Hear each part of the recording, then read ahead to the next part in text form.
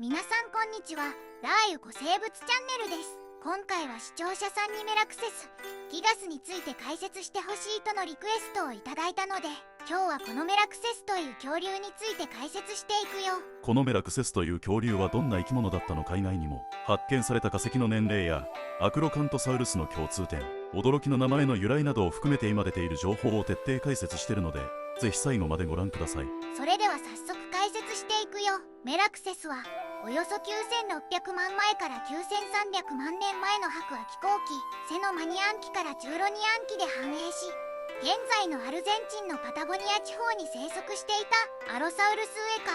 カ、カルカロドントサウルス科ギガノトサウルス属に属する重気役類なのだ。かつてカンパナス、カルカロドントサウリドと呼称されていたメラクセスのホロタイプ標本の MMCH-TV65 が発見されたのは2012年のことで、発見された骨にはほぼ完全な頭蓋骨、剣体と葉体の要素、部分的な前肢、完全な後肢、断片的な肋骨、頸椎、頭椎、仙椎および複数の完全な尾椎が含まれているよ。メラクセスは意外とたくさんの部位の化石が発見されてるんだね。これだけの発見は南半球から発見された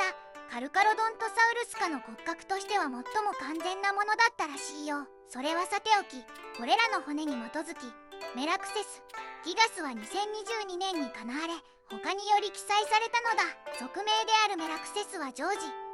R.R. マーティンのファンタジー小説シリーズ「氷と炎の歌」に登場するドラゴンを称えたもので、首相メイのギガスは巨大なを意味するギリシア語に由来し、その体サイズを反映しているよ。学名になるほどサイズが大きかったんだね。大きさとしてはどのくらいなの？メラクセスの全長は約11メートルほど、体重は約 4.26 トンに達するよ。頭蓋骨に関しても単体で長さ 1.27 メートルに達し、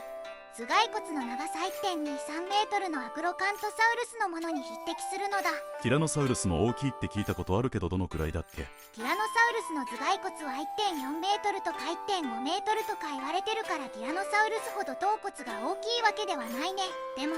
十分かそれ以上と言っていいほどにでかいことは確かなのだ。 1.2 メートルって平均6から7歳くらいの子供と同じ大きさってことを聞くとびっくりするよ。動画とかで聞くとあまり想像しにくいから、身の回りにある 1.2 メートルくらいのものでその大きさを実感してみてね。ということで話を本題のメラクセスの解説に戻して、先ほどメラクセスとアクロカントサウルスを比べたのには意味があって、頭蓋骨、肩甲骨、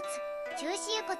座骨体、足などはメラクセスとアクロカントサウルスが類似することが示唆されたからだよ。またメラクセスの前肢は小型で、カルカロドントサウルス科、アベリサウルス科、ティラノサウルス科、アルバレスサウルス科という4つの異なる系統で独立して発生した種連進化の例を有していたよ。そのためメラクセスはカルカロドントサウルス科の派生的なギガノトサウルス属のうち最も初期のメンバーだということが判明したのだ。ちなみに同じグループにはギガノトサウルスはもちろん、マクサウルスやキラノキタンなど恐竜が好きな人なら1回は聞いたことある恐竜が分類されているよ。ホロタイプの骨組織学的分析からは、頭蓋個体が死亡時に年齢53歳ほどで、その死から約4年前の時点で骨格が成熟していたことが示唆されたよ。このためメラクセスのホロタイプは2022年時点で知られている非鳥類型重気役類としては最高齢の個体のものとなるのだ。また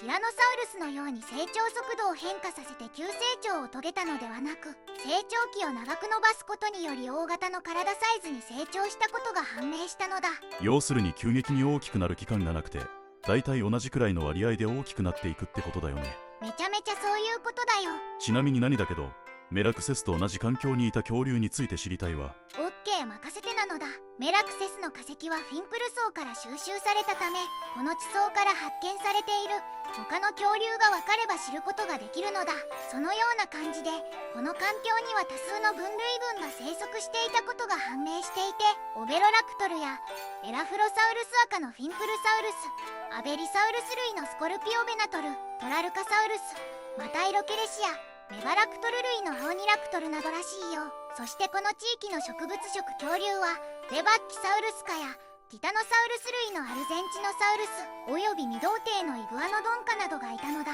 やはり北アメリカ大陸と南アメリカ大陸で生態系が全くと言っていいほど互いかったんだね。北アメリカの角竜やティラノサウルス科にも目を引く特徴があるけど、南アメリカにもまた別の進化をしたカルカロドントサウルスか。ティタノサウルス類、動画ではあまり触れていないけどアベリサウルス科などたくさんの目を引く恐竜が多いわ。恐竜って深掘れば深掘るほど面白く興味深くなっていくよね。今回のメラクセスの解説は以上になります。この動画で少しでも古生物学に興味を持っていただけたら幸いです。ご視聴いただきありがとうございました。また次回の動画でお会いしましょう。